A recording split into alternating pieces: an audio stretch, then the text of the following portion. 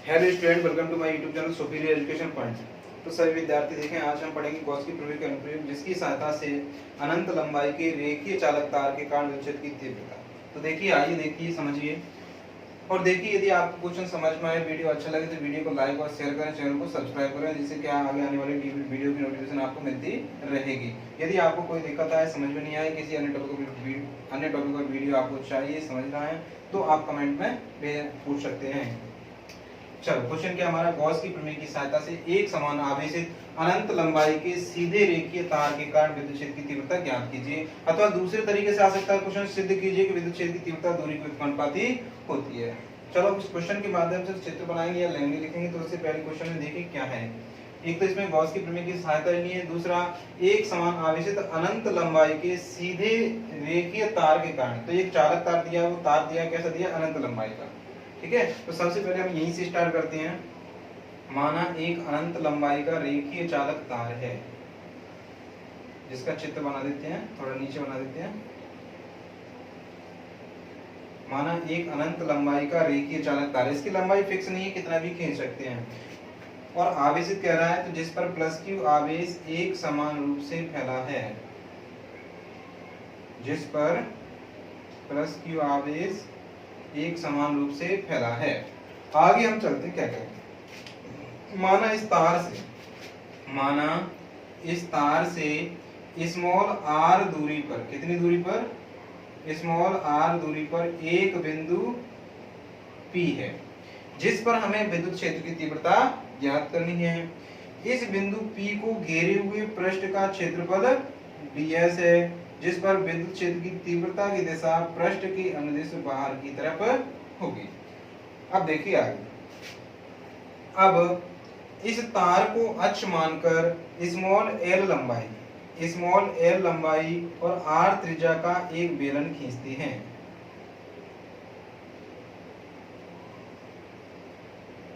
ये देखिए, थोड़ा टेढ़ा हो गया है, आप इसके माध्यम से बना सकते हैं। चलिए क्या करेंगे, इसकी लंबाई कितनी रखी हमने,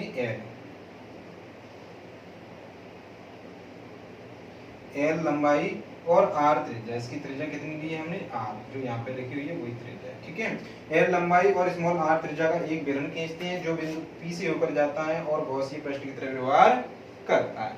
तो आइए चलिए इसकी लैंग्वेज में लिख दे रहा। माना अनंत लंबाई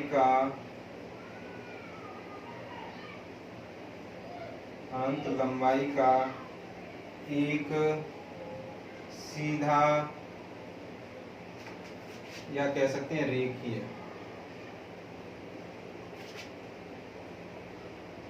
तार है, जिस पर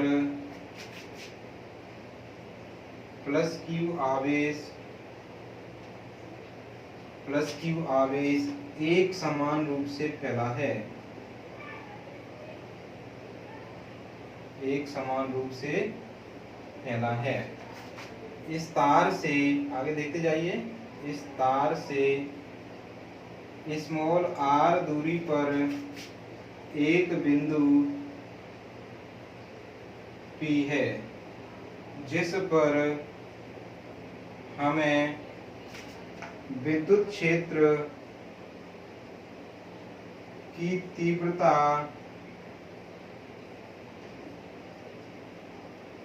ज्ञात करनी है।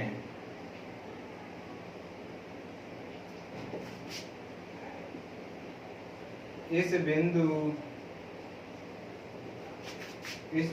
P को घेरे हुए पृष्ठ का क्षेत्रफल ds है, जिस पर विद्युत क्षेत्र की तीव्रता की दिशा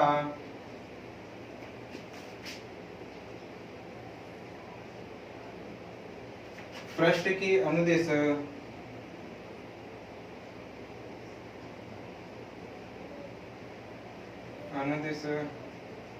बाहर की तरफ होगी।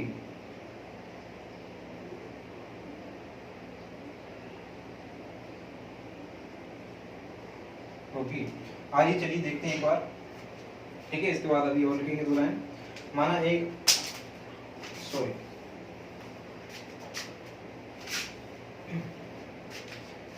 एक अनंत लंबाई का रेखीय चालक तार है। चलो इधर से बताता हूं। माना एक अनंत लंबाई का रेखीय चालक तार है जिस पर प्लस क्यू आवेश समान रूप से फैला है। इस तार से स्मॉल r दूरी पर एक बिंदु P है जिस पर हमें विद्युत क्षेत्र की तीव्रता ज्ञात करनी है। इस बिंदु P को घेरे हुए पृष्ठ का क्षेत्रफल ds है जिस पर विद्युत क्षेत्र की तीव्रता की दिशा इस पृष्ठ के अनुदिश बाहर की तरफ होगी। मींस ऐसे समझिए जैसे बोर्ड हमारा इधर है तो इस पर तीव्रता की दिशा जैसे मार्कर इसके लंबवत रखा है इस प्रकार से होगी, लेकिन पृष्ठ यदि ऐसे हो तो तीव्रता की दिशा इस प्रकार से होगी, राइट। तो ये तीव्रता की दिशा पृष्ठ के अनुदिश बाहर की तरफ है। अब आगे क्या करते हैं हम, इस तार को अक्ष मानकर L लंबाई और R त्रिज्या का एक बेलन खींचते हैं जो बिंदु P से होकर जाता है। अब इस तार को अक्ष मानकर स्मॉल l लंबाई और स्मॉल r त्रिज्या का एक बेलन खींचते हैं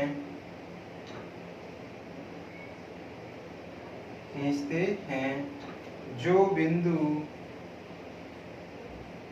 P से होकर जाता है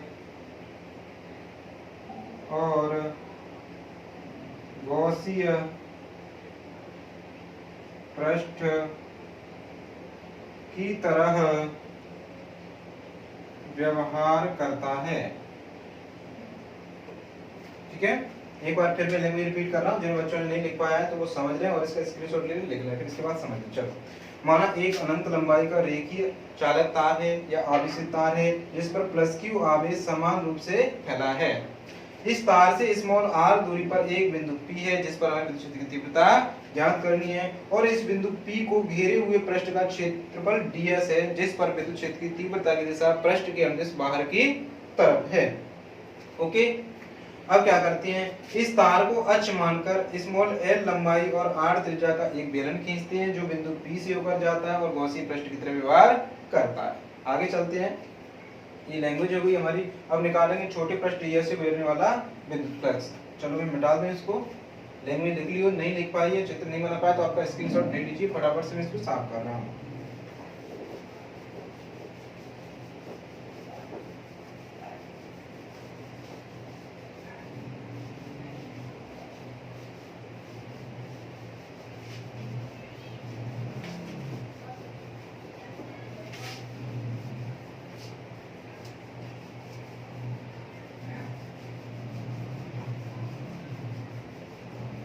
चलो,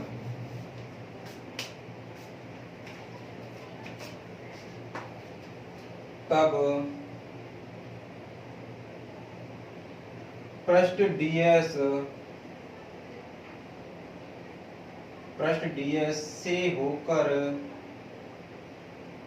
ds माने ये वाला छोटा वाला पृष्ठ, इसको छोटा पृष्ठ भी लिख सकते हैं, ठीक है।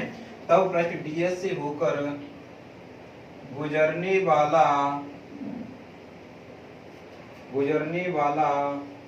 विद्युत फ्लक्स d फाई बराबर E ds cos थीटा। किंतु मैंने एक चीज बताई आपको, इस पृष्ठ ds पर विद्युत क्षेत्र की तीव्रता की दिशा पृष्ठ के अनुदिश बाहर की तरफ है, तो थीटा बराबर कितना होगा 0 डिग्री, यानी पृष्ठ के अनुदिश है तीव्रता की दिशा, जिस दिशा में पृष्ठ है उसी दिशा में विद्युत की तीव्रता है, तो उनकी दिशा समान होगी, तो थीटा का मान कितना हो जाएगा 0 डिग्री हो जाएगा। इसलिए थीटा की वैल्यू रखेंगे तो d फाई बराबर E ds cos 0, क्योंकि cos 0 का मान कितना होता है तो cos 0 का मान 1 होता है, इसलिए E ds cos 0 का मान रख दिया हमने 1, इसलिए d फाई बराबर बन जाएगा E ds। ठीक है, यहाँ पे लिख रहा हूं मैं, क्योंकि cos 0 का मान कितना होता है 1 होता है। जैसे आप अलग से लिखा हुआ है, ये आपकी याददाश्त के लिए, ठीक है। क्योंकि cos 0 डिग्री का मान कितना होता है 1, डी फाई बराबर कितना आ गया e ds। ये क्या है, छोटे पृष्ठ ds से होकर गुणने वाला पृष्ठ से हम निकालेंगे पूरे पृष्ठ यानी पूरे बेलन से होकर गुणने वाला पृष्ठ, तो उसके लिए क्या करेंगे, समाकलन करेंगे। तो आगे लिखेंगे समाकलन करने पर, समाकलन करेंगे, समाकलन का चिन्ह लगाइए, डी फाई बराबर समाकलन e ds, ये चिन्ह इंटीग्रल बोलते हैं इसको। इसका समाकलन करेंगे तो डी फाई का समाकलन होता है फाई, या हम कहें कि इस समाकलन के चिन्ह से डी कट जाता है और बचेगा क्या, फाई। और यहाँ पर e का समाकलन होता है ये कांस्टेंट वैल्यू और बचा समाकलन के अंदर ds। जैसे डी फाई का समाकलन फाई होता है ऐसे ds का समाकलन होता है s, या हम कहें समाकलन के चिन्ह से d कट जाएगा तो क्या बचा, es बचा, ठीक है। किंतु बेलन का वक्र पृष्ठ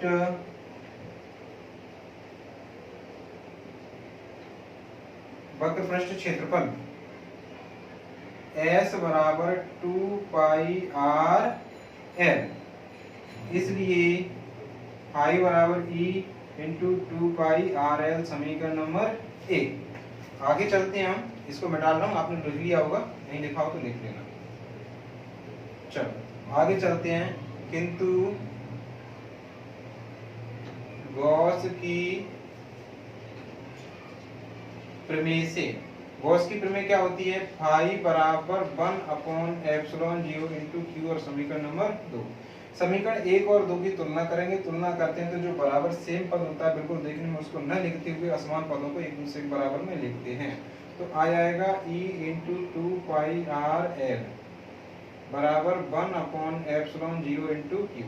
यहाँ पे हमें तीव्रता निकालनी है, तीव्रता के लिए e से दर्शाया गया है, e लिया गया है, तो e बराबर जो बाकी राशि उसको कहाँ ले जाएंगे, बटे में, तो 1/2 pi r l ε0 into Q. सूत्र के रूप में लिख दीजिए e बराबर 1/2 pi ε0 into Q upon r l,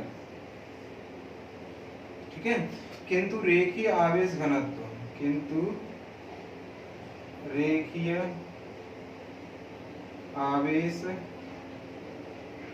घनत्व लैम्डा बराबर होता है Q अपॉन L, इसलिए ये लैम्डा बराबर क्या होता है Q अपॉन L, तो इस Q अपॉन L की जगह पे क्या रख देंगे, हम लैम्डा रख देंगे। तो क्या बन जाएगा, E बराबर 1/2 पाई ε0 इंटू लैम्डा अपॉन बचा क्या, R। यही अभीष्ट सूत्र है, या हम कह सकते हैं अनंत लंबाई के रेखीय चालक तार के कारण विद्युत क्षेत्र की तीव्रता का यही अभीष्ट सूत्र है, ठीक है। यही अभीष्ट सूत्र है। ये शॉर्ट में लिख सकते हैं, जो हमें निकालना होता है उसके लिए जब निकाला आता है तो लिख देते हैं यही अभीष्ट सूत्र है, और पूरा लिखना है आपको प्रश्न के अकॉर्डिंग तो लिख दीजिए यही अनंत लंबाई के रेखीय चालक तार के कारण विद्युत क्षेत्र की तीव्रता का अभीष्ट सूत्र है। ऐसे लिख सकते हैं आप इसकी जगह पे, यहाँ पे जगह कम थी तो मैंने ऐसे लिख दिया, ठीक है, तो आप लिख लीजिए, बहुत अच्छे। इसके बाद हम देखते हैं कि यहाँ पे 1/2 पाई ε0 इंटू लैम्डा, इतनी राशि वो क्या है, कांस्टेंट है, इसमें कोई बदलाव नहीं होता है, ठीक से। यहाँ पे बदलाव होता है तो सिर्फ r में होता है, तो कांस्टेंट राशि है उसको हटा के r के अनुसार इसको लिखते हैं, दूरी को इसका रिलेशन दर्शाते हैं, तो यहाँ पे सॉरी तीव्रता को दर्शाते हैं। तो तीव्रता क्या है, इस दूरी के व्युत्क्रमानुपाती है, मीन्स यहाँ पे r बटे में लिखा है, और बटे में जो भी राशि कम करें या घटाएं, यानी कम करें तो ये वाली राशि बढ़ेगी और इसको बढ़ाएं तो ये वाली राशि घटेगी। मीन्स कहें कि विद्युत क्षेत्र की तीव्रता दूरी के व्युत्क्रमानुपाती होती है यदि कांस्टेंट राशि को हटा दें तो, ठीक है। तो हम लिख सकते हैं अर्थात E समानुपात 1/r। आगे यहाँ पे लिखना है, जगह नहीं, चलो मैं चित्र बता दे रहा हूँ।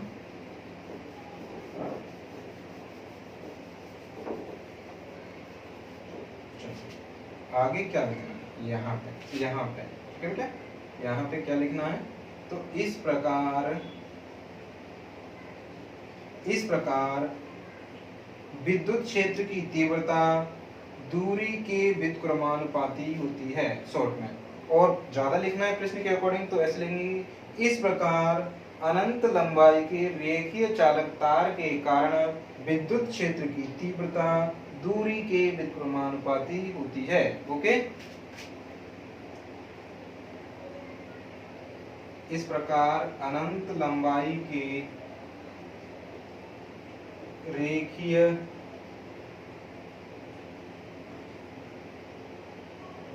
आवेशित तार के कारण विद्युत क्षेत्र की तीव्रता